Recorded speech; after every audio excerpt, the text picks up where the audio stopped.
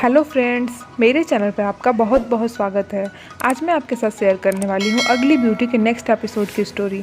अगर आपने पीछे का पार्ट नहीं देखा हो तो डिस्क्रिप्शन में मैंने उसका लिंक दिया है, आप वहाँ से चेक कर सकते हैं। एपिसोड के स्टार्टिंग में हम देखते हैं कि सियाओमू किंडरगार्टन में शूटिंग के लिए आई होती है। चिन्मो भी यहाँ उसे देखने आता है। दोनों की नज़रें मिलती हैं। कुछ टाइम तक दोनों एक दूसरे को ऐसे ही देखते रहते हैं। फिर सियाओमू चिन्मो को इग्नोर करके वहाँ से चली आती है। चिन्मो भी उसके पीछे जाता है और फिर दोनों एक शांत जगह पर बैठकर एक दूसरे से बात करते हैं। आज पूरे 1 महीने बाद दोनों मिले थे। सियाओमू उससे पूछती है कि वो कैसा है।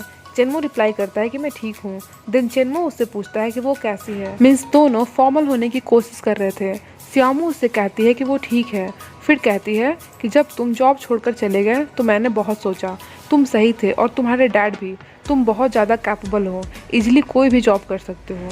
फिर वो उससे कहती है कि चिन्मो, एक बहुत इंपॉर्टेंट बात है जो मैंने तुमसे नहीं बताई है। जब तुम मेरे साथ नहीं थे तब मुझे फील हुआ कि मैं तुम्हें पसंद करती हूँ। क्या तुम मुझे पसंद करते हो? ऐसे सडनली सियाओमू से ये सब सुनकर चिन्मो शॉक्ड रह जाता है और उसके पास कुछ वर्ड भी नहीं रहता रिप्लाई करने को। जब चिन्मो कुछ भी नहीं बोलता तो सियाओमू खुद ही कहती है कि कोई जल्दी नहीं है, अच्छे से सोच लो फिर आंसर करना। मेरा सूट है तो मैं जा रही हूँ। वो फिर उससे सॉरी बोलती है और कहती है कि शायद मैंने कुछ ज़्यादा ही टाइम लगा दिया फ्रैंकली अपने दिल की बात तुम्हें बताने में। सियाओमू के इतना बोलने के बाद भी चिन्मो ऐसे ही बिल्कुल शांत डंप की तरह बैठा रहता है। इसे कुछ तो रिप्लाई करना चाहिए था ना। खैर, आगे हम देखते हैं कि चिन्मो और उसके डैड के बीच धीरे धीरे सब ठीक होने लगा था। मीन्स उनकी मिसअंडरस्टैंडिंग धीरे धीरे कम होने लगी थी। आज उसके डैड का बर्थडे है, सो चिन्मो उनके लिए केक लाता है। चिन्मो के डैड को ये देखकर बहुत अच्छा लगता है, वो काफ़ी खुश भी होते हैं। इधर चिन्मो बुक्स को रैक पर रख रहा था।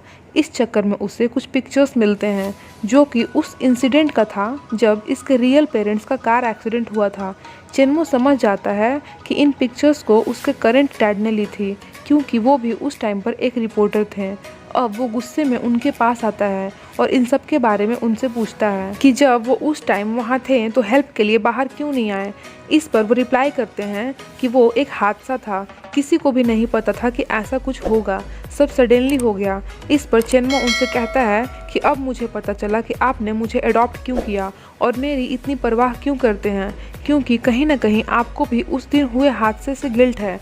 इसीलिए आप हमेशा ऐसा दिखाते हैं जैसे मुझे बहुत प्यार करते हो। बट आप फिक्र मत करो, आपने जितना भी पैसा मेरे ऊपर अब तक खर्च किया है, धीरे धीरे करके मैं उसकी पाई पाई चुका दूंगा।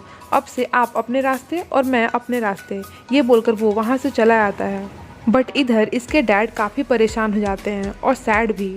आगे हमें दिखाया जाता है कि सियाओमू को मेंगुई का कॉल आता है। वो बताती है कि वो वापस आ गई है।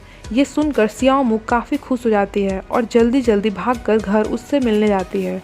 ये शो डबल रोल बेस्ड है, बट अभी तक हमने इन्हें फ्लैशबैक में ही एक साथ देखा है। यहाँ पहली बार इन दोनों ट्विन सिस्टर्स को एक साथ दिखाया गया है। सियाओमू को देखो कैसे उसे देखकर खुश होती है, बट शायद मेंगुई को उतना फर्क नहीं पड़ता, इसका रिएक्शन कोल्ड ही है। अब दोनों बहनें आपस में बात करती हैं। सियाओमू उससे बताती है कि कैसे सीसी और बाकी के क्रू मेंबर्स से उसकी दोस्ती हो गई है और ऑडियंस का रिएक्शन भी पहले से नॉर्मल हो गया है।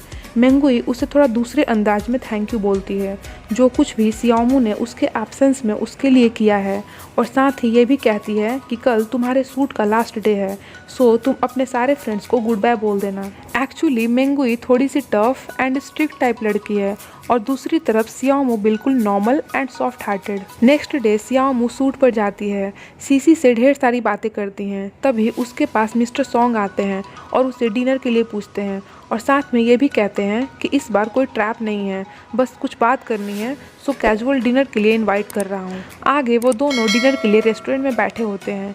वहाँ मिस्टर सॉन्ग मेंगुई से, मीन्स यहाँ तो अभी सियाओमू है बट उनकी नज़र में ये मेंगुई है, तो वो उससे उसके फर्दर प्लान्स के बारे में डिस्कस करते हैं, क्योंकि इनका करेंट सूट ऑलमोस्ट फिनिश होने को है। देन मिस्टर सॉन्ग उससे चिन्मो और उसके बारे में पूछते हैं। सियाओमू कहती है कि हमारे बीच ऐसा कुछ भी नहीं है, उसने सडनली जॉब छोड़ दिया। इस पर मिस्टर सॉन्ग कहते हैं कि चिन्मो जैसे तुम्हें देखता है और तुम्हारी फिक्र करता है, इससे ऐसा तो नहीं लगता जैसे कुछ भी ना हो। मैं भी एक लड़का हूँ और क्लियरली बता सकता हूँ कि वो तुम्हें पसंद करता है, बट शायद बता नहीं पा रहा। सियाओमू सोच में पड़ जाती है। आगे हम देखते हैं कि मिस्टर सॉन्ग और सियामू अपना सूट देते हैं।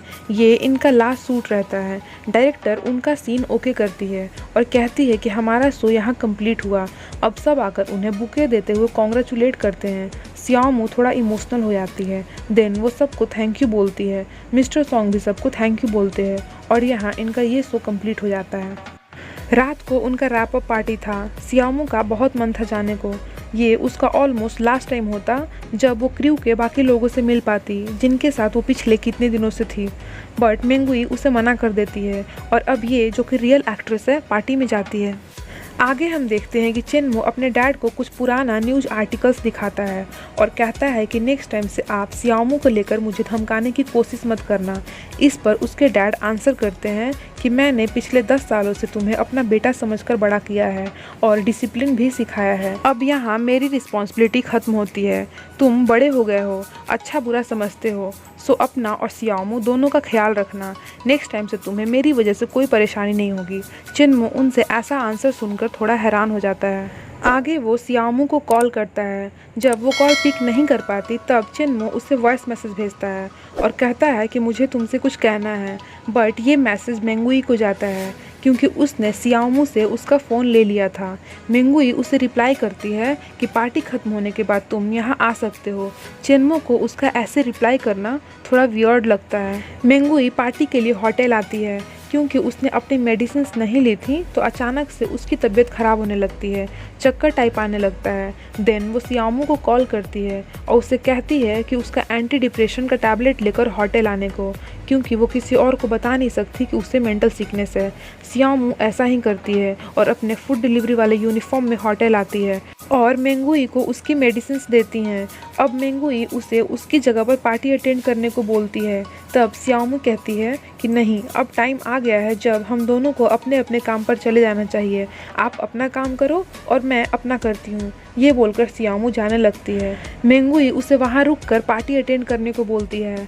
आगे पार्टी स्टार्ट होता है। मेंगुई स्टेज पर होती है और शो में अपने रोल के बारे में ब्रीफली कुछ बताती है। इधर सियामू को उसे ऐसे देखकर अच्छा लगता है तो वो अपना फ़ोन निकालकर उसकी पिक्चर्स लेने लगती है। सिक्योरिटी गार्ड्स को लगता है जैसे वो रिपोर्टर हो, इसीलिए वो उसके पास आते हैं और उसे वहाँ से बाहर ले जाने लगते हैं। सियामू मास्क से अपना चेहरा ढकी हुई थी। इन सब चक्कर में उसका मास्क नीचे गिर जाता है। मेंगुई भी उसे देखती है। ये सब देखकर वो भी परेशान हो जाती है एंड लास्टली जब उससे रहा नहीं जाता तो वहीं से चिल्लाकर बोलती है कि उसे छोड़ दो। गाइज, आगे की स्टोरी और भी इंटरेस्टिंग होने वाली है, सो उसे देखना आप स्किप मत करना। और अगर आपको ये वीडियो पसंद आई हो तो वीडियो को लाइक और मेरे चैनल को सब्सक्राइब कर दीजिएगा। बगल में एक बेल आइकॉन भी है, आप उसे भी प्रेस कर देना जिससे मेरी आने वाली हर अपकमिंग वीडियोज़ का नोटिफिकेशन आपको मिलता रहे। Thank you for watching. Bye bye.